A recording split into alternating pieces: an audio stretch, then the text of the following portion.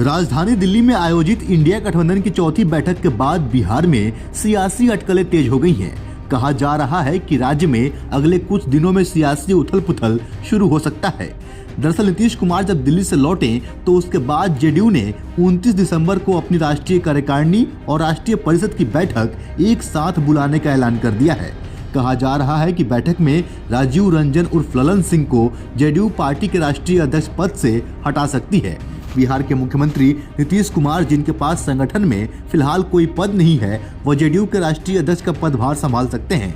हाल ही के दिनों में ललन सिंह की लालू यादव के साथ करीबी बढ़ी है। फिलहाल जेडीयू में दो संभावनाएं बन रही हैं, जिसमें से एक यह है कि पार्टी में किसी भी तरह टूट से बचने के लिए या तो नीतीश खुद पार्टी अध्यक्ष बन सकते हैं, जो नीतीश के करीबी वरिष्ठ नेता भी चाहते हैं। दूसरी संभावना ये है कि नीतीश किसी ऐसे नेता को पार्टी के अध्यक्ष नियुक्त कर सकते हैं जो उनकी हाँ में हाँ मिलाने वाला हो, लेकिन इससे पार्टी में असंतोष पैदा हो सकता है। मिली जानकारी के मुताबिक नीतीश कुमार ललन सिंह के कामकाज के तरीके और खासकर राजद सुप्रीमो लालू प्रसाद और डिप्टी सीएम तेजस्वी यादव से उनकी बढ़ती नजदीकियों से नाराज हैं। बिहार के राजनीतिक गलियारों में चर्चा है कि ललन सिंह 2024 का लोकसभा चुनाव फिर से मुंगेर से लड़ने में इच्छुक थे, जहां से वह वर्तमान में जेडीयू के सांसद हैं और वो इस बार राजद के टिकट पर चुनाव लड़ना चाहते हैं। सियासी हलकों में ऐसी अटकलें हैं कि नीतीश कुमार ललन सिंह सहित पार्टी के कुछ वरिष्ठ नेताओं से नाराज हैं, क्योंकि उनके बैठक के दौरान नीतीश की राष्ट्रीय महत्वाकांक्षाओं को सही तरीके से इंडिया गठबंधन के नेताओं के समक्ष नहीं रखा गया।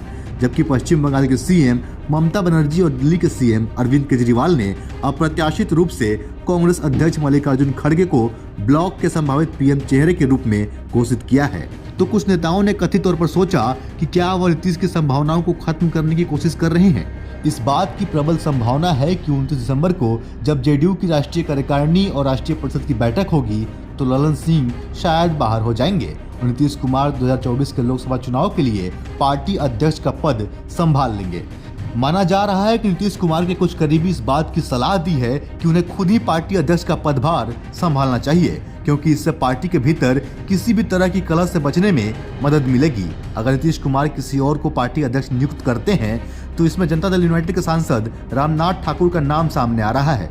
जेडीयू का इतिहास रहा है कि जब भी राष्ट्रीय कार्यकारिणी और राष्ट्रीय परिषद की बैठक एक साथ बुलाई गई है तो पार्टी के राष्ट्रीय अध्यक्ष को बदल दिया गया है। अगर 29 दिसंबर को ललन सिंह को पार्टी अध्यक्ष के रूप से हटा दिया जाता है तो वह जॉर्ज फर्नांडिस, शरद यादव, आरसीपी सिंह, उपेंद्र कुशवाहा और चुनावी रणनीतिकार प्रशांत किशोर जैसे पार्टी के अन्य वरिष्ठ नेताओं की कतार में शामिल हो जाएंगे, जो बेहद वरिष्ठ होने के बावजूद नीतीश से अलग हो गए। चर्चा ये भी है कि ललन सिंह की अपनी ही पार्टी के नेताओं के साथ तनातनी भी चल रही है। कुछ दिन पहले ही ललन सिंह और मंत्री अशोक चौधरी के बीच खूब नोकझोंक हुई थी। खास बात यह भी रही कि यह सब मुख्यमंत्री नीतीश कुमार की आंखों के सामने होता रहा। इस लड़ाई के बाद नीतीश कुमार की खूब किरकिरी हो रही है।